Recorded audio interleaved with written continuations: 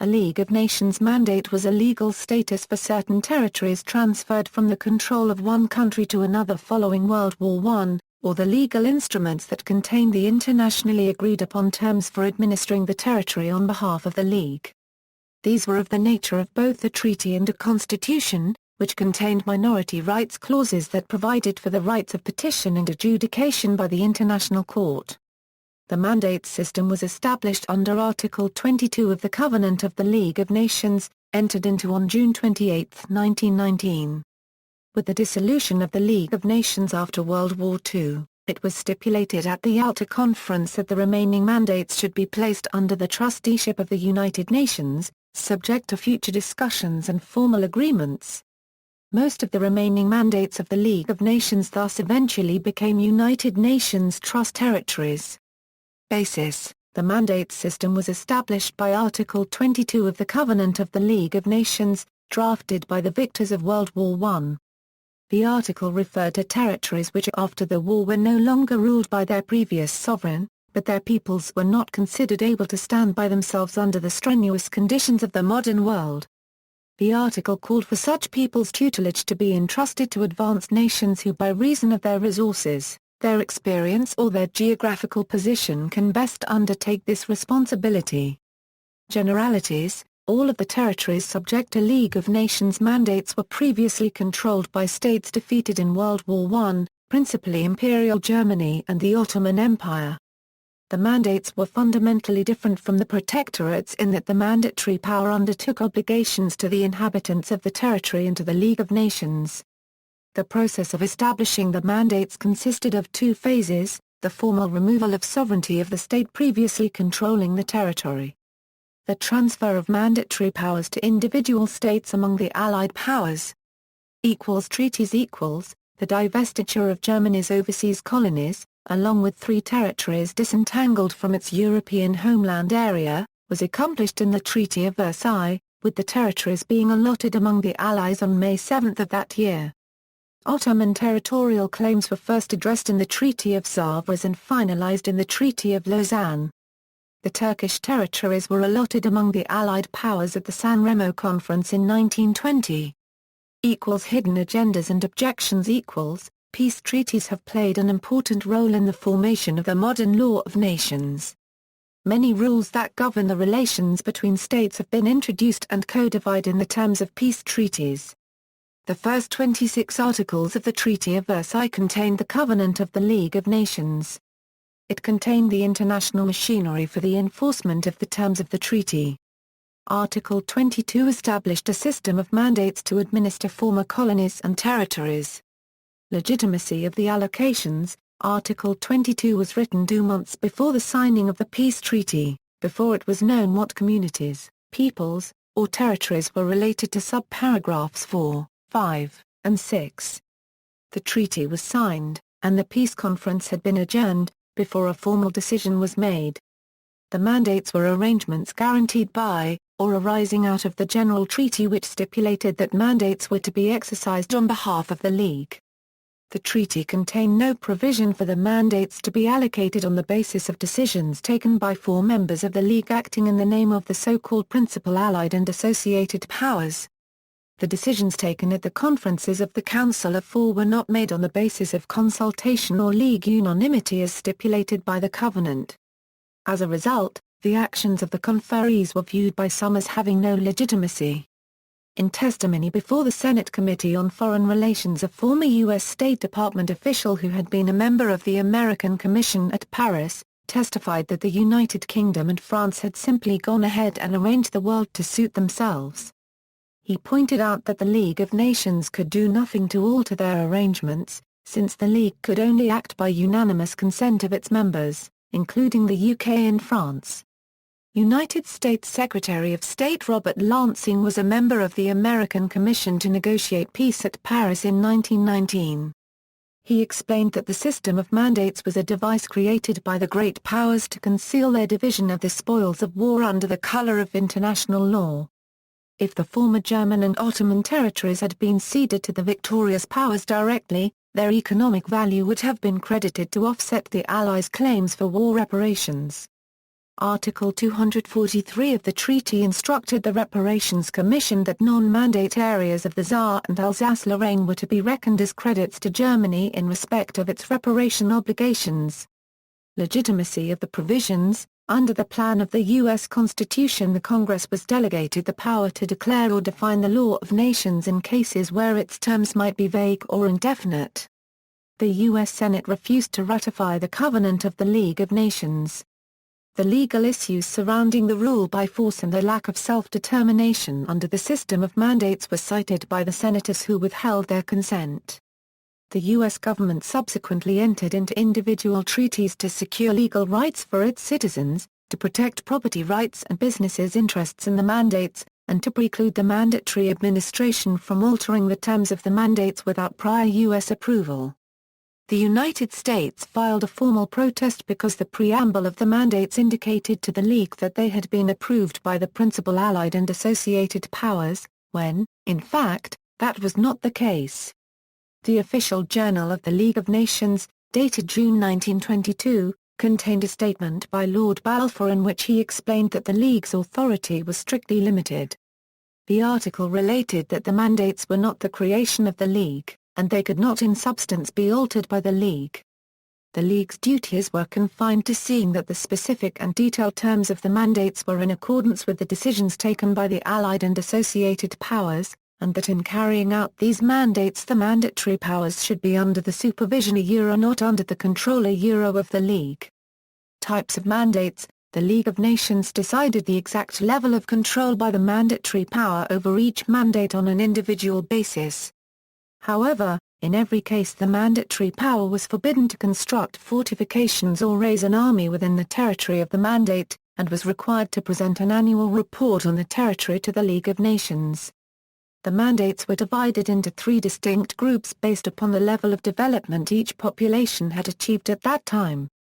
Class A mandates. The first group, or Class A mandates, were territories formerly controlled by the Ottoman Empire that were deemed to have reached a stage of development where their existence as independent nations can be provisionally recognized subject to the rendering of administrative advice and assistance by a mandatory until such time as they are able to stand alone. The wishes of these communities must be a principal consideration in the selection of the mandatory. The Class A mandates were, Palestine, from September 29, 1923 to May 15, 1948. In April 1921, Transjordan provisionally became an autonomous area for 6 months but then continued to be part of the mandate until independence. It eventually became the independent Hashemite Kingdom of Transjordan on June 17, 1946 upon joint ratification of the Treaty of London. A plan for peacefully dividing the remainder of the mandate failed. The mandate terminated at midnight between 14 and 15 May 1948. On the evening of May 14, the chairman of the Jewish Agency for Palestine had declared the establishment of the State of Israel. Following the war, 75% of the area west of the Jordan River was controlled by the new State of Israel. Other parts, until 1967, formed the West Bank of the Hashemite Kingdom of Jordan and the Egyptian-occupied Gaza Strip. Syria, September 29, 1923 – October 24, 1945, this mandate included Lebanon. Hatay broke away from it on September 2, 1938 and became a French protectorate until it was ceded to the new Republic of Turkey on June 29, 1939. When Syria and Lebanon, formally joined the United Nations on October 24, 1945 as independent states, the French mandate was by that action terminated.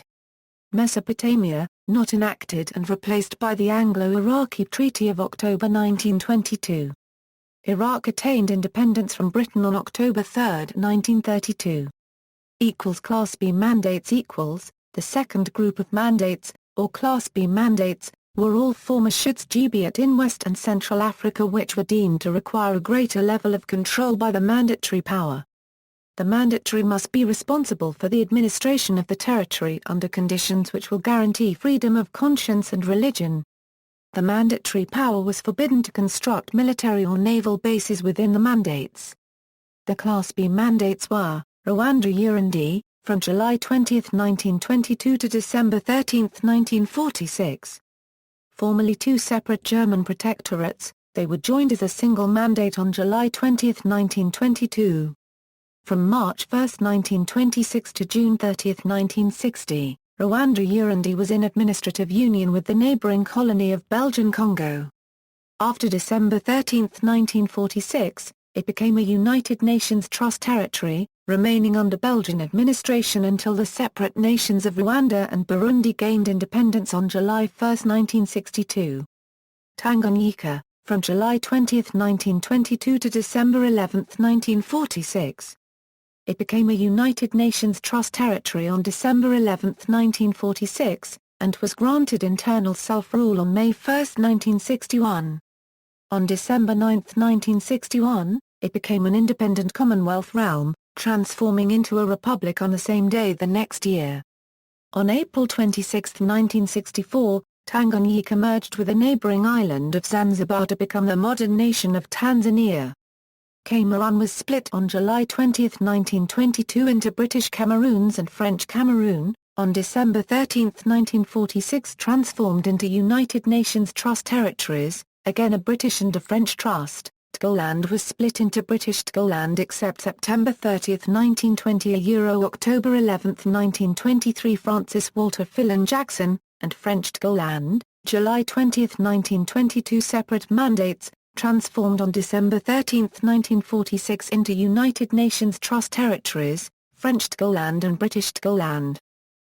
Class C mandates the Class C mandates, including Southwest Africa and certain of the South Pacific Islands, were considered to be best administered under the laws of the mandatory as integral portions of its territory. The Class C mandates were former German possessions. Former German New Guinea became the territory of New Guinea from December 17, 1920 under administrator.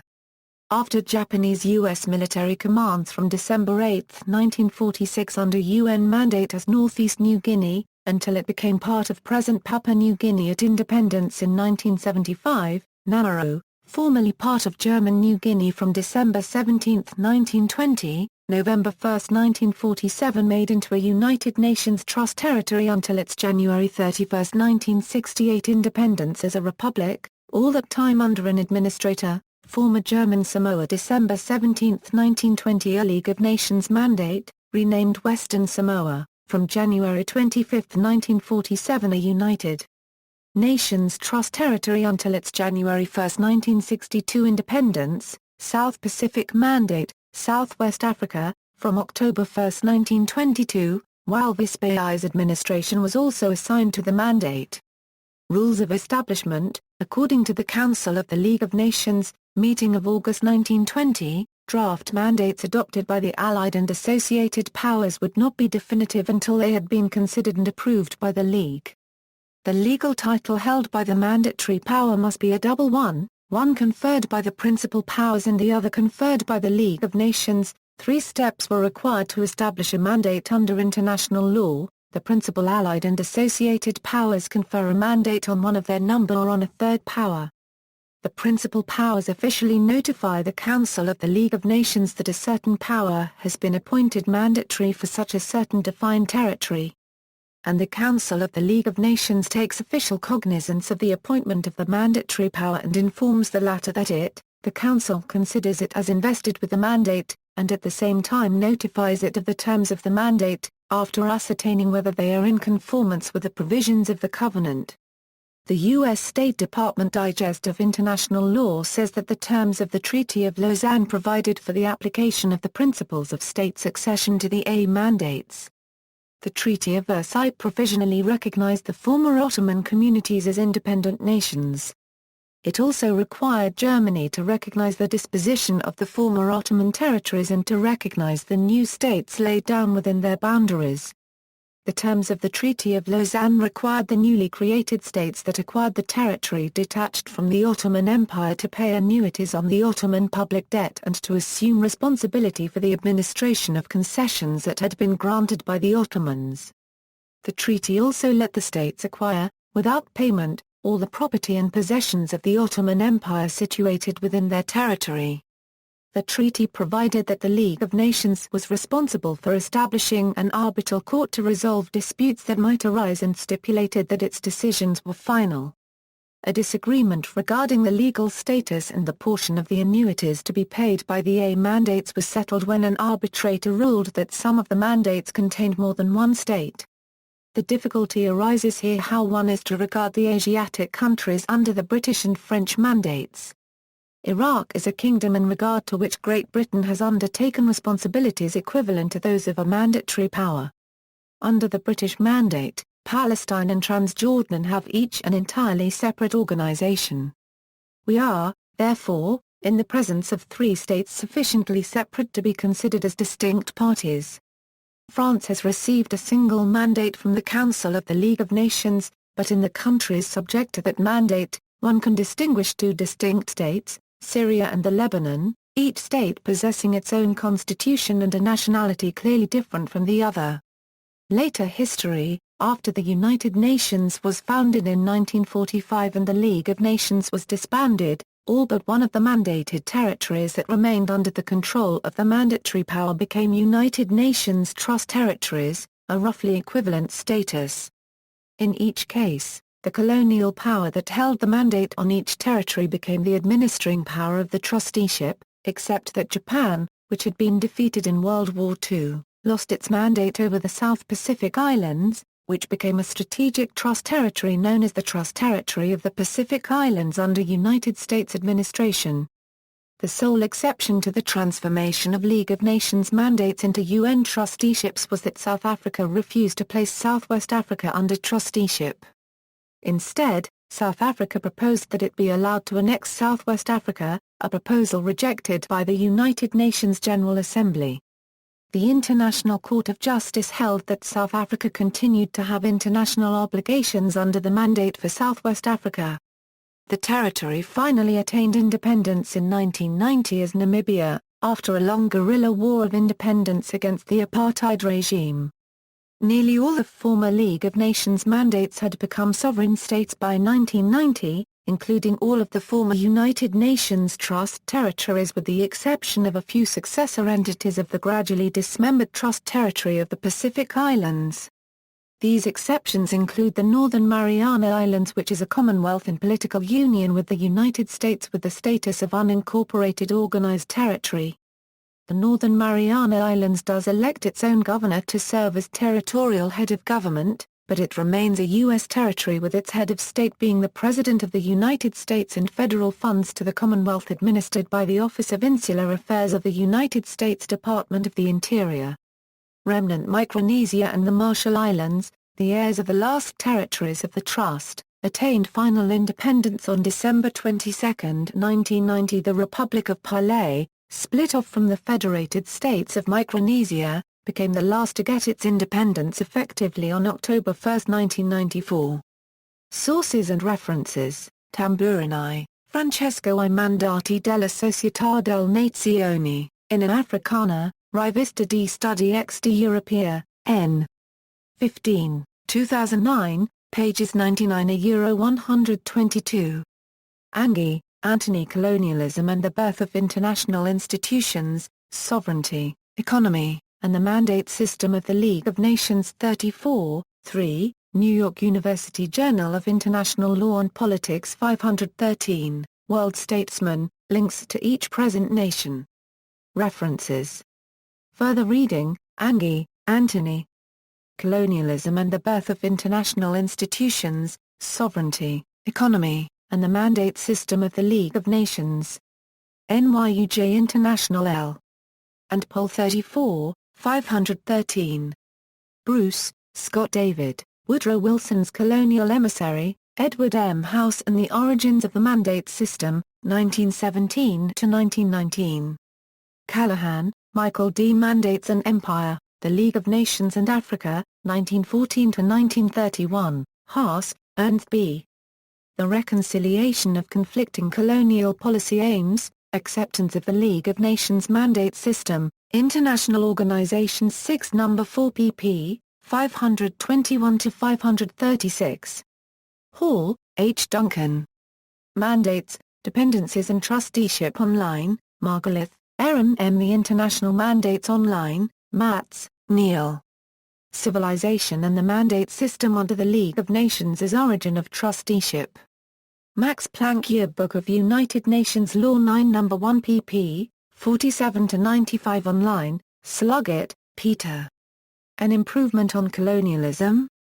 The A Mandates and Their Legacy in the Middle East, International Affairs 90 No. 2 pages 413 Euro 427 on the former Arab provinces of the Ottoman Empire, Wright, Quincy.